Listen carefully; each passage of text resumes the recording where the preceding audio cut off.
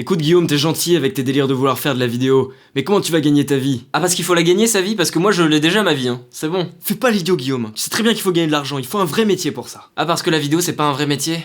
Ah merde. Alors si, la vidéo est un vrai métier. Alors oui, j'ai mis une chemise et une veste, comme ça je me suis dit que j'allais être plus crédible pour parler d'argent, surtout si tu veux la montrer à tes parents.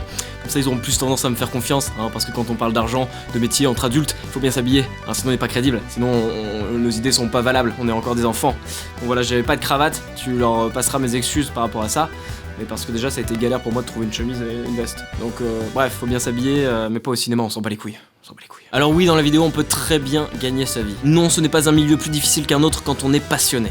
Alors oui, il faut être passionné. Oui, ça fonctionne parfois beaucoup par contact, mais comme dans tous les autres milieux. Cessons cet argument de merde. Non, dans ce milieu on s'en fout de ton diplôme et des études que tu as pu faire.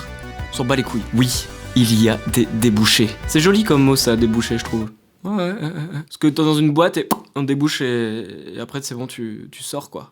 C'est l'idée en fait. Je vais te parler de mon point de vue, de mon expérience, de tout ce que je sais qui est possible dans ce milieu pour ramener de la thune. Si tu veux être réalisateur ou chef opérateur ou alors cadreur ou monteur ou tout à la fois. Alors oui, pour beaucoup, ça peut rester un métier précaire. Ça c'est encore un joli mot, précaire. Bravo. Bah écoute, merci, j'ai lu plusieurs fois le dictionnaire, je suis plutôt cultivé, en effet. Tu vas aller loin avec tous ces mots-là. Allez, casse-toi. Et tu veux quoi? Faire de ta passion ton boulot? Ou alors faire un boulot toute ta vie qui ne te plaît pas?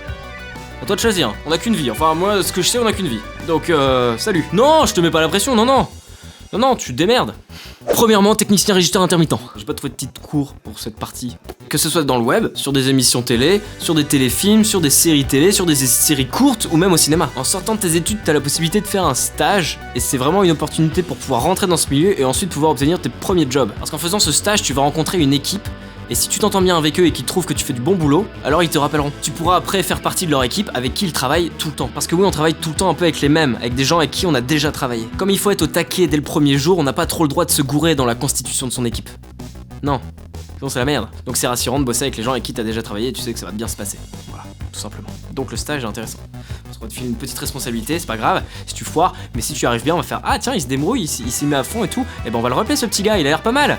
Voilà, comment ça se passe concrètement. Tu pourras alors commencer à travailler en tant que régisseur, en tant qu'assistant opérateur, en tant que machino, électro, assistant réalisateur, deuxième assistant réalisateur, troisième assistant réalisateur. Voilà, il y a plein de possibilités.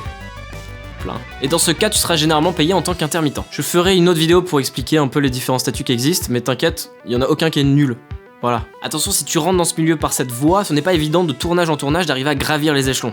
Si c'est ton but. On aura malheureusement du mal à faire confiance à un assistant caméra de passer au cadre si on n'a jamais vu les cadres qu'il a déjà fait. Donc le mieux si tu cherches à atteindre des chefs de poste comme réalisateur, chef opérateur ou cadreur, c'est de continuer à faire des projets avec tes potes, bénévolement, et de pouvoir ensuite les montrer et faire regarde, je suis capable. 2, ça va plaire à ton papa, les vidéos d'entreprise. Alors il y a énormément de travail là-dedans, et même il y en a de plus en plus, je dirais. Sûrement grâce à internet et que tout le monde commence à communiquer de plus en plus en vidéo, que ce soit par YouTube, sur Facebook ou même en interne dans l'entreprise. Il y a beaucoup d'entreprises par exemple qui cherchent à faire des petits reportages. Ça peut être des reportages sur leur entreprise ou des reportages sur des événements qu'ils organisent, des séminaires ou des événements de promo pour des marques. Ça peut être aussi des vidéos que l'entreprise utilise pour communiquer en interne. Des fois même ils veulent faire des petites fictions ou des séries courtes.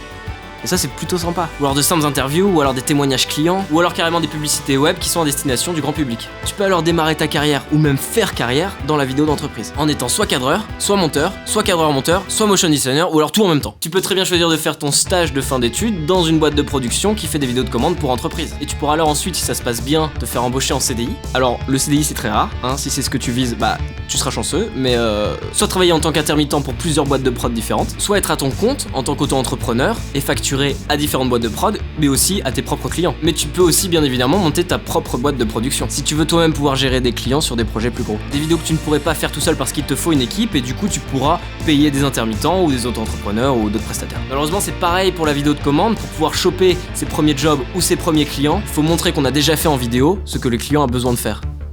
Ouais, c'est chiant. S'il cherche par exemple à faire du reportage, montrer que tu as déjà fait un reportage et qu'il est de qualité. Donc hésite pas pour commencer à proposer à quelqu'un que tu connais de lui faire un petit reportage gratos ou alors une publicité carrément. Comme ça t'auras quelque chose à montrer. Bon, c'est mieux si c'est pour une vraie entreprise ou une vraie marque. Même un petit truc, on s'en fout. Parce que comme ça tu pourras dire à ceux que tu démarches, regardez ce que j'ai déjà fait pour telle entreprise. Ils m'ont fait confiance. Voilà. Malin. Ah, et aussi autre chose, on fera beaucoup plus appel à toi si tu as ton propre matériel. C'est-à-dire ta propre caméra, ton propre matos son, ton propre ordinateur de montage, suivant ce que tu veux faire. Ok, ce que je dis là est vrai surtout pour les petits projets. Mais faut pas se leurrer, Ça c'est un petit mot pour tes parents. On commence tous par des petits projets. Et parce que c'est ça en moins à louer ou à anticiper pour la prod pour qui tu travailles, ou alors pour toi parce que tu auras besoin de matériel si tu bosses en direct avec le client. Bien sûr tu peux louer, surtout si ça te fait peur d'investir. Mais ça va vite être épuisant et une perte de temps d'à chaque fois la veille aller chercher le matos et le rendre le lendemain. Et je te dis pas d'acheter la meilleure caméra du monde, ou le meilleur matos son du monde, ou alors le meilleur ordinateur du monde. Non, pas besoin. Mais juste déjà d'avoir une base. Bien, solide. Pas trop nul, mais pas incroyable. Pas faire du long métrage avec, pour faire des vidéos d'entreprise. Et comme je te dis, ça va surtout te servir pour les petits projets. Parce que tu pourras toujours louer autre chose si besoin pour les plus gros projets. Et te faire plaisir. 3. La spécialisation. C'est plutôt à la mode parce que ça revient moins cher de faire appel à quelqu'un qui est réal, chef-op, monteur. C'est-à-dire quelqu'un de multicasquette. Mais il y a bien évidemment moyen de se spécialiser, t'es pas obligé même de vouloir tout savoir faire. Il y a des métiers bien précis qui peuvent te plaire, comme steadicammer, ou cadreur pilote de drone, ou cadreur de nacelle gyrostabilisée. Pour les 3 que je viens de dire là, je dirais que c'est indispensable que tu investisses dans ton propre matériel. On t'appellera parce que t'es bon, mais aussi parce que tu as de bons matos. Et d'avoir le tien, ça te permet de t'entraîner et de connaître à 100% ton matos. Parce que non, tu n'arriveras pas du jour au lendemain à maîtriser à 100% la chose pour être suffisamment à l'aise et faire de jolis plans. Et fais-toi une bande démo, une fois que t'as un peu expérimenté. Attention, pour les drones, il faut un permis et des autorisations, mais j'y connais rien. D'ailleurs, il serait peut-être intéressant que je fasse une interview d'un pilote. De pilote. Il y a aussi d'autres métiers où on t'appellera plus si tu as ton propre matériel, comme les preneurs de son, les mixeurs, les motion designers, les étalonneurs ou même les monteurs. Pareil, il y a beaucoup de chefs-op qui sont appelés parce qu'ils ont leur propre caméra et qu'ils la maîtrisent parfaitement. En tout cas, ce que je te dis est vrai surtout pour les débutants, parce qu'au début, on n'est pas sur des projets avec des budgets de ouf. Normal, on commence bas et on monte. 4. La publicité. Ce côté obscur de la force, l'art de la manipulation au profit de la consommation. Bref, tout le monde est corruptible, il y a de la thune à se faire. Si tu veux être réal ou chef-op de publicité cinéma, télé ou web, c'est possible.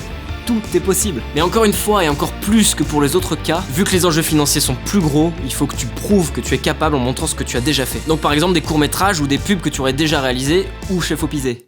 Ça se dit ça? Éclairé. Cadré. Ensuite, il faut que tu arrives à plaire à des boîtes de production qui ont l'habitude de faire des publicités pour des marques ou pour des grosses agences de pub. S'ils aiment ce que tu as déjà fait, alors ils pourront te mettre dans leur catalogue de réalisateurs. C'est un catalogue qu'ils proposent à leurs clients. Pour leur dire voilà, on a tel réalisateur, tel réalisateur, tel réalisateur. Et comme ça, le client pourra choisir, suivant la pub qu'ils veulent faire, le réalisateur qui correspond le mieux. Donc tu vois l'idée. Si t'as rien à montrer, ils pourront pas te mettre dans leur catalogue. Ils vont pas juste mettre une photo de toi. Même si t'es beau gosse. Non. 5. Le stock footage. Oui, c'est peut-être éventuellement possible de gagner ta vie en faisant des images de stock. Voilà. T'as senti à quel point j'y croyais, hein? Il y a des sites qui existent, qu'on appelle des banques d'images, des banques de vidéos, qui vendent des images de stock, des vidéos de stock. On appelle ça du stock footage en anglais. Footage pour métrage, du métrage de stock. T'as qu'à chercher sur internet banque d'images, tu verras qu'il y en a plusieurs. Il y a Photolia, Shutterstock, Getty Images, il y en a plein. Mais de là avoir un revenu suffisant pour arriver à survivre dans ce monde, t'as intérêt à en faire beaucoup des vidéos, et de qualité, et de constamment en mettre des nouvelles en ligne pour ne pas qu'elles soient noyées dans la masse. Parce qu'il y en a beaucoup. Tout le temps, des nouvelles. 6. Être youtubeur. Bah ouais, YouTube, t'as cru que j'allais l'oublier? Bah non. Par exemple, moi, avec mes 5000 abonnés et mes 500 vues en moyenne par vidéo, je me dégage un salaire de minimum 10 000 euros par mois. Qu'est-ce que tu crois? Je suis blindé? Non, malheureusement, c'est pas vrai.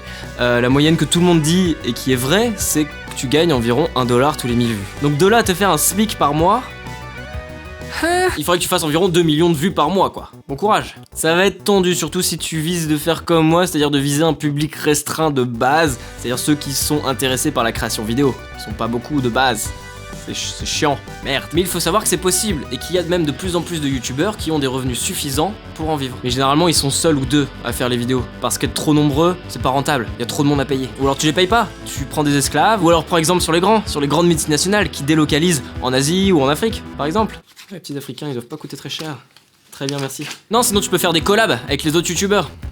Ça c'est pas mal. Il y a bien sûr d'autres façons pour les youtubeurs de ramener de la thune grâce à leurs vidéos. Bien sûr quand tu commences à avoir une audience suffisante qui te suit. Alors t'as plusieurs possibilités. Il y a des plateformes de financement collaboratif comme Tipeee.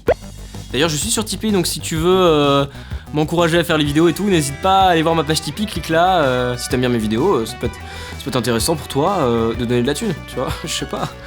Je dis ça. Il y a les placements produits, c'est-à-dire une marque qui paye un youtubeur pour que le youtubeur mette leurs produits dans sa vidéo. Il y a la vente de produits dérivés comme des t-shirts ou des objets, etc. 7. Le court-métrage. Je déconne, tu peux pas vivre du court-métrage. Enfin, tu peux essayer, mais je te conseillerais pas ça. Moi, personnellement. Après, quelqu'un a un autre avis, qui mette en commentaire.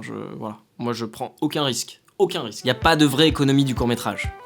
Niet. Ça se diffuse pas en salle de cinéma. Les chaînes de télé n'en achètent pas ou très peu pour la diffusion. Ça se vend pas en DVD. Ça se vend pas non plus sur internet. Et même si tu gagnes des prix en festival, c'est pas les prix qui vont te faire un revenu. Non, oublie. Non.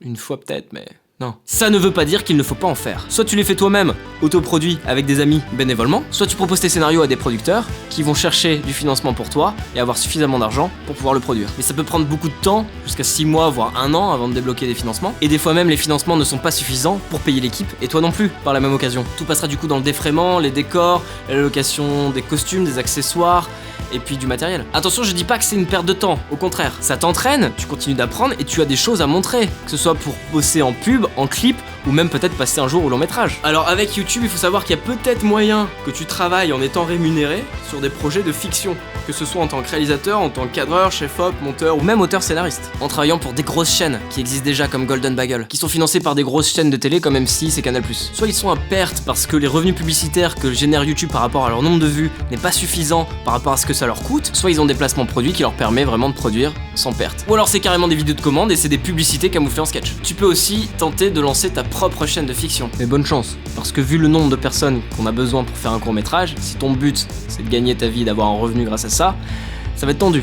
Pour payer tout le monde, ça va être tendu. Et malheureusement, si tu veux mettre toutes les chances de ton côté, les courts-métrages qui fonctionnent le mieux sur internet, ça reste les comédies, les sketchs. C'est ce qui est le plus facile à regarder, c'est ce qui se partage le mieux, c'est ce qui devient le plus viral. Mais bon, à nous de créer ce qu'on a envie de voir sur YouTube.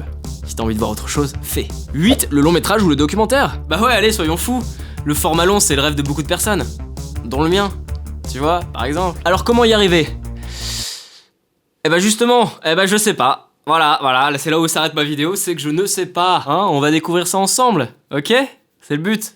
C'est parti? Bon, dans l'idée, c'est un peu le même principe que pour le reste. Il faut déjà avoir prouvé de quoi on est capable, en montrant les courts-métrages qu'on a déjà pu faire, d'écrire un scénario de long et de le proposer à des prods. Et si avec tes courts-métrages ou autres créations, tu as déjà gagné des prix en festival, alors ça peut aider à convaincre les producteurs ou les investisseurs. Et aujourd'hui, si on est suivi massivement sur les réseaux sociaux par des centaines de milliers de personnes, alors ça peut être un plus, parce que tu es capable de ramener des gens en salle.